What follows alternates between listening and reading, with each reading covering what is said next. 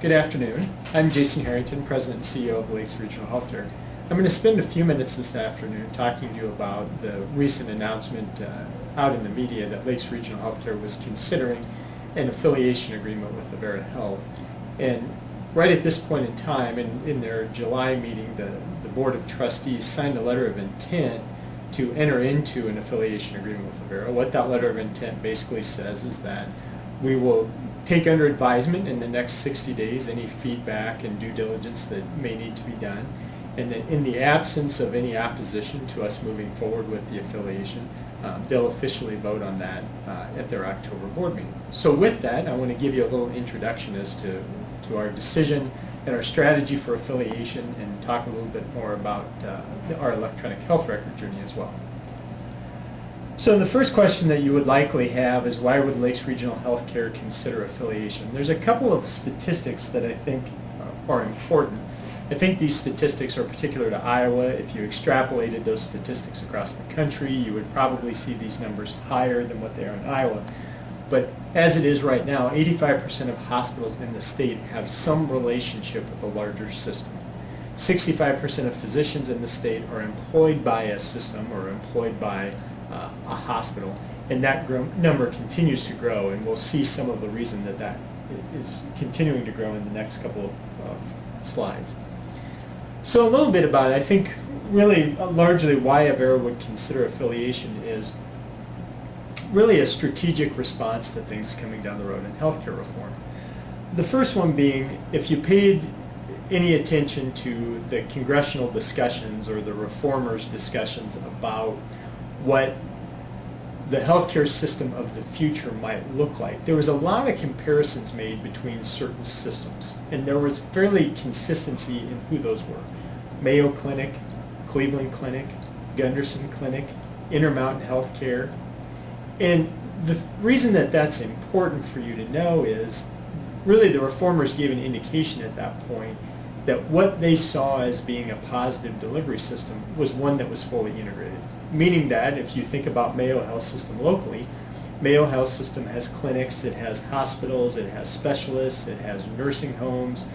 And the thought being that if within a system you have all of those places of service, that you'll have better continuity of care, higher quality, and at the end of the day, that the cost of that care would be less than in a non-integrated system. So the reformers really said that's the systems we're looking for. Second of all, they said this historical model of us providing what I'll refer to as sick care, so taking care of people after they've been sick, and that's ultimately what hospitals were designed to do. We take care of people who are sick. That the country spent a lot of money, and in fact it spends about 20%, 22% of our gross domestic product, or 22% of total spending towards healthcare. In the last 20 years, healthcare inflation has outpaced the general rate of inflation by 4 times. And that model really from a cost perspective is not sustainable. So one of the things that in healthcare reform, we see some real incentive to, if you want to look at it this way, keep people out of the hospital or keep people well, or invest into prevention and wellness in order to prevent costlier hospital stays and chronic disease and things like that. In order to incent population health, one of the other directives, and we have a couple of these in the state, is that Medicare in particular has, Medicare is really an insurance policy, and the federal government has said that insurance has gotten very expensive, and we'd like to find a way to get out of the insurance business, or we'd at least like to find a way to shift some of that risk elsewhere. So their idea was to create what are called accountable care organizations. And accountable care organizations are basically organized groups of providers who are willing to accept a single payment in exchange for managing the overall health of a certain population. So using Dickinson County as an example, if Lakes Regional Healthcare were to be part of an ACO, the idea is that if we had 1,000 Medicare beneficiaries in Spirit Lake or in Dickinson County, that the federal government would give us a certain amount of money, and these numbers are fictitious, but let's say they would give us $5 million. And if we manage the health of that population such that the overall cost of that care was less than $5 million, we would get to keep the excess. If the overall cost of that care was more than $5 million, we would have to make up the difference. And so in order to be able to do that, you would have to manage that population across all places of care. So whether that be in the clinic, at the specialist, in a subspecialty hospital, in a tertiary hospital. So you can imagine as an independent, standalone entity, whether you're a hospital or an other type of provider, it would be very difficult to be successful in that environment. We've seen already the shift from value-based purchasing. Today, if somebody comes in, they're sick, they have a service, we bill for the service, the physician bills for the service, and so known as a fee-for-service system. Well, the federal government has said we really want to move more toward purchasing based on quality and outcomes and safety and cost, and so they've really moved to more of this value-based purchasing environment, which being part of an integrated system, including having integrated data, is very important. Which gets to the IT integration. The federal government has a strong belief that if we were successful in being able to transfer demographic data, clinical data, and financial data across all places of service, from the clinic to the hospital, from the hospital to the tertiary center, from the specialist to the primary care physician, that we could not only provide a safer and higher level of care, but we could do that at less cost. And so in the short term, they've created a program called Meaningful Use that provides hospital incentives for making investments into their IT system. If after that incentive period you've not done that, Medicare will actually reimburse or will actually reduce your level of reimbursement. So I'm going to talk about IT a little bit later. Physician-hospital alignment, obviously very important. And then the requirement to reduce costs and increase efficiency. I already mentioned that we're spending 22% of the gross domestic product on healthcare. That isn't sustainable. So what methods do we have to reduce the cost and the utilization of healthcare services in the country? So that's the backdrop of why we think being part of an integrated system is a good strategic response for us relative to healthcare reform. So the next logical question you might have is, why Avera? Well, the first and probably most important thing is we have similar missions. Avera was founded and sponsored 100 years ago by two groups of Catholic sisters, the Benedictine and Presentation sisters, and they basically set up, or their mission was to go out and set up, provide health care in rural areas. In this particular case, in their founding was in South Dakota, and they've spread that mission kind of throughout Minnesota, South Dakota, and Iowa. So strong commitment to rural health care. We have a history of a relationship with Avera. As you might know, there are two Avera primary care clinics in Spirit Lake. Avera has owned those clinics for the last 14 years, and until recently, Lakes Regional Healthcare has become a part owner in those clinics as an additional strategy to address things in healthcare reform. We get a number of e-services, EICU. If you're a patient in our critical care unit, you actually have the ability to be monitored virtually through e-technology by an intensivist in Sioux Falls, virtually 24 hours a day, 7 days a week, to avoid, in some instances, you having to be transferred to a different location. We have that same service in EER. We have local clinic visits via e-consult. And so we have a number of those relationships, and we've got a number of grants through our existing relationship with Avera. We get a number of our mobile services from Avera, and a number of our outreach physicians come from Avera. We have a number of physicians that come from the Avera Heart Hospital, their North Central Heart, from Avera Medical Group, their oncology group, from pulmonology, and there's a host of other specialties that come from Sioux Falls. So we have a history of a relationship. Avera has a philosophy of sharing resources. There's a lot of opportunity to share expertise across an integrated system, given the fact that you have a number of similar entities within that system. So there's an ability to share resources. There's flexibility in affiliation options. This is probably one of the most important factors relative to who we considered. So the board was 18 months ago as healthcare reform was rolling out, the board was very specific about we should evaluate the we should evaluate or determine the value of being part of an integrated system. However, the board was very specific about the fact that they want to maintain control and ownership over the facility. They weren't willing to sell it. They weren't willing to lease it. And as a result of that, within our service area, or within our market, if you will, there are a number of systems with a number of different philosophies relative to integration, a number of which will only allow integration in terms of actually purchasing the hospital, the clinic, the nursing home, whatever it is. So for those organizations, we didn't consider them because it would go against the board's direction. So as a result of that, Avera had three different options that we could look at for affiliation. One is a purchase or an acquisition, which I have already mentioned is not an option from the board's perspective. Second of all would be a lease option. The hospital would remain a county asset, and Avera would lease the operations. And the third option was what's called a management option. So that option simply allows Lakes Regional Healthcare to make payment to Avera in exchange for access to certain resources. And I'll talk about those resources in a moment, with the theory being that the value of those resources, either economically or more intangibly, would exceed the value of the amount that we were paying.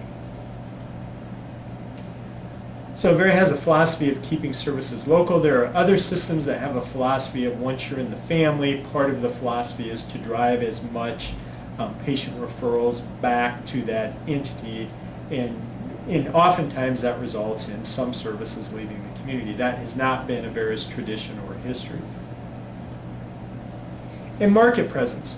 Although patient choice is always honored, and that would continue to be the case even if we were part of an integrated system, 80% of our patient referrals go to Sioux Falls, to the Avera Heart Hospital, or to Avera Health, or to Avera McKinnon. And as a result of that, being able to keep or being able to retain clinical information within the system is both good for patients and families and for overall cost of the system. So 15% of those referrals go to Mayo and 5% go to all other providers. Avera's vision statement, and I only share this with you because the philosophy of the two organizations are similar and important. So I won't read that to you, but I think there's a couple of strong takeaways from this vision statement. One, Avera will work with its partners, the idea of being a partner as opposed to being an owned and controlled entity. The fact that Avera will serve regionally integrated, so the idea of integration between all places of service. And we will improve the health care of the people we serve, which seems sort of obvious, I suppose, but when you look at Lakes Regional Healthcare's mission, which is to improve the health and well-being of the people of the Iowa Great Lakes region, again, a significant amount of consistency between the philosophies. It will be very difficult for you to see this via camera, and I apologize, but this would give you an indication of the size of Avera's network. They are primarily located in eastern South Dakota, northeast Nebraska, northwest Iowa, and southeast Minnesota. And the next slide will show you what makes up that service area. So Avera McKinnon has 30 hospitals in its network, 18 long-term care facilities, 28 apartments, and apartments are assisted or independent living if you were not aware. And clinics, they have 253 clinics within their network.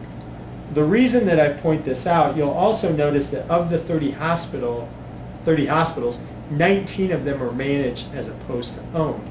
So Avera has a long tradition of managing or being part of that looser affiliation and not as concerned with ownership or ultimate control over those facilities, thus the 19 managed facilities. So the goals of the Avera Health Partner Agreement, so that's the name of the management agreement, are to provide programs, assistance, and support at the local level. At the local level is very important. It's that commitment to rural health care. It's that commitment to keeping healthcare services locally when appropriate. To develop collaborative relationships with regional providers based on trust and mutual respect. Collaborative relationships, again, working together based on trust and mutual respect. Increase utilization of local facilities. Again, the system is very cognizant of the fact that in many locations, the hospital and healthcare is very important to the economy in terms of jobs, in terms of purchasing and other things. So very sensitive to the fact that where appropriate, we need to keep things local. Promote choice and utilization of Avera Health. Of course, in Avera's case, when a patient would require services that were not offered locally, they would hope that for sake of the relationship and for sake of their reputation, that patients would choose them. Ultimately, patients have the choice as to where they would go. So develop a full clinical and technological capabilities of Avera partners. And I'm going to talk about the electronic health record later.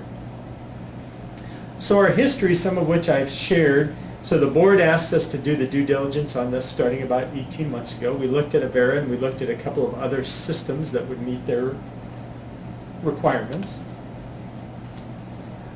During that time, Avera did a management review, basically came in and looked at the operations and said, here are things we think that a partnership can benefit us both in.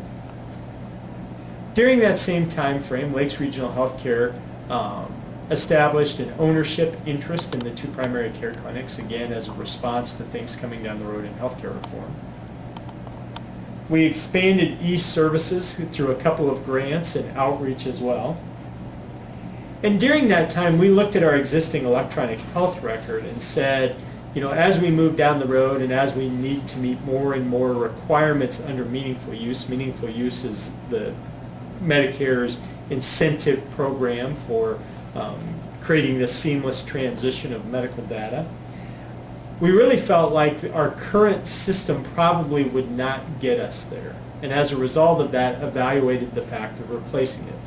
And were we to replace it, the cost of that system as an independent standalone hospital is somewhere between $4.5 million and $7 million.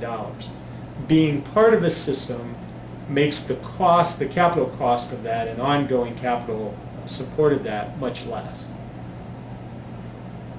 So the important things about the Partners in Health Agreement: it maintains local control. We're a county hospital with a 7-member elected board, and that elected board will maintain control of the hospital. Our employees will retain their employment with Lakes Regional Healthcare, no change in benefits, no change in employment status. We'll establish annual goals as part of that agreement, mutually beneficial goals one to the other.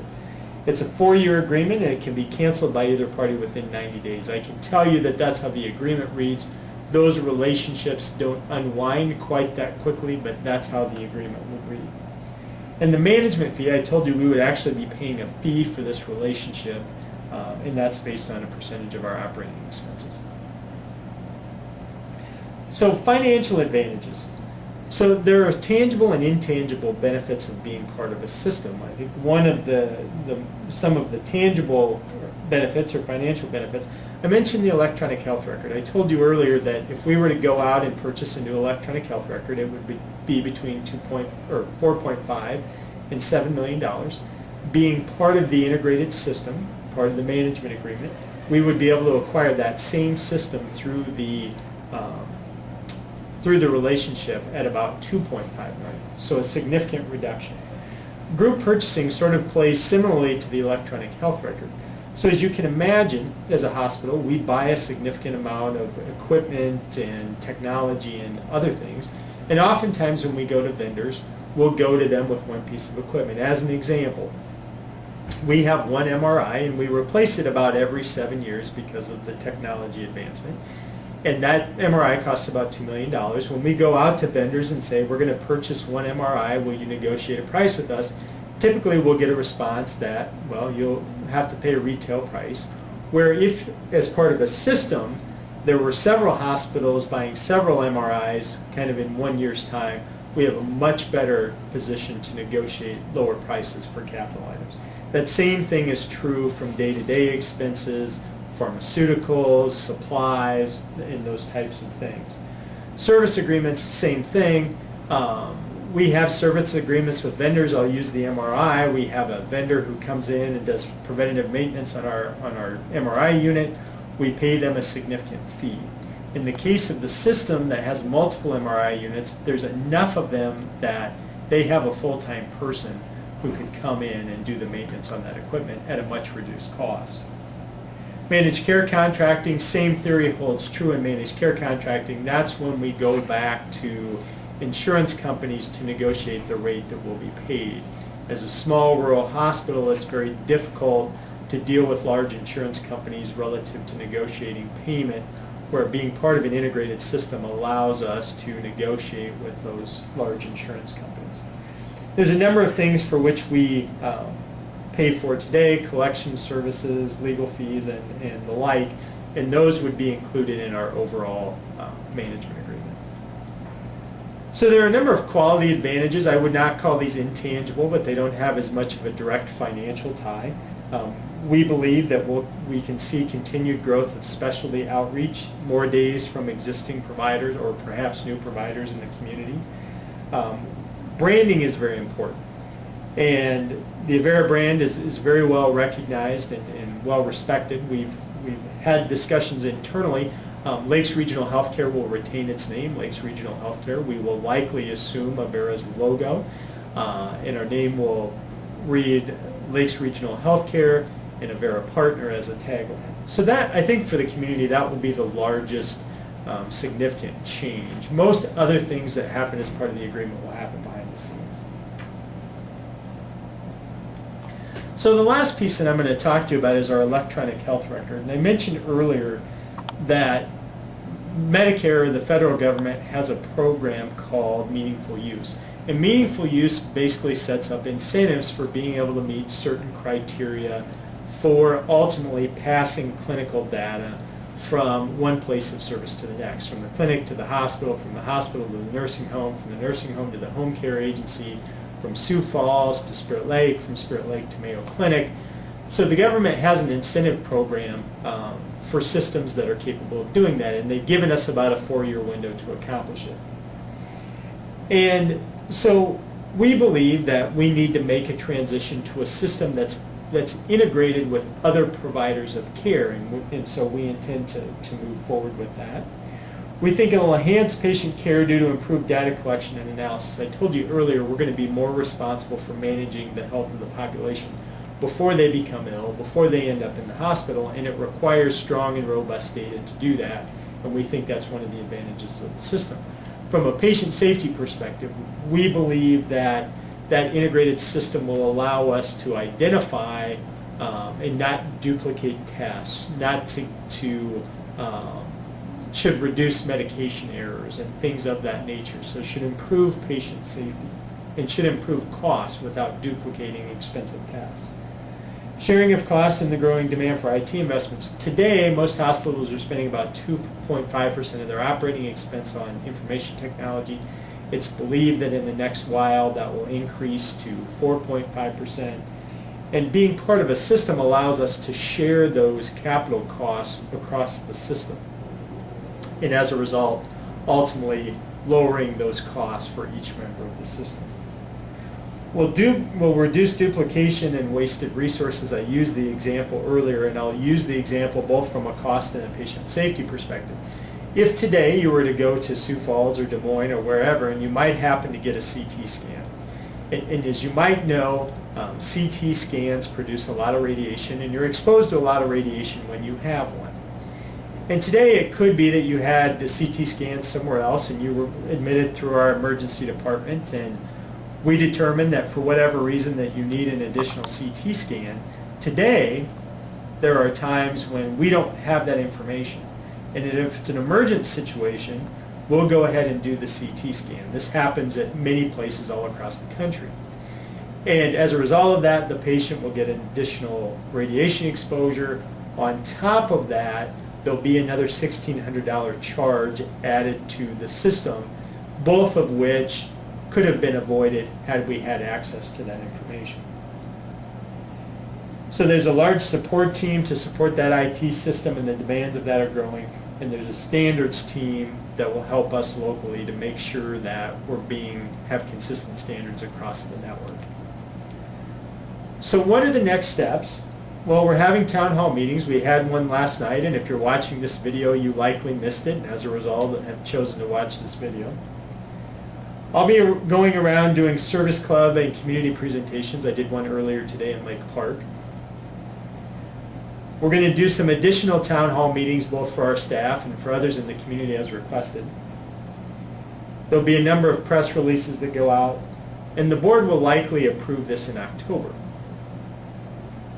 So that gives you kind of a background of our integration strategy, why we think that fits well and positions us well with healthcare reform, our decision to move to Meditech or to purchase a new electronic health record. If you have any questions about anything that I've covered, please feel free to contact me. You can contact me at the hospital via phone at 712-336-8795, or you can contact me via email, jharrington@lakes, L-A-K-E-S, lakeshealth.org. Thank you very much for your time and interest.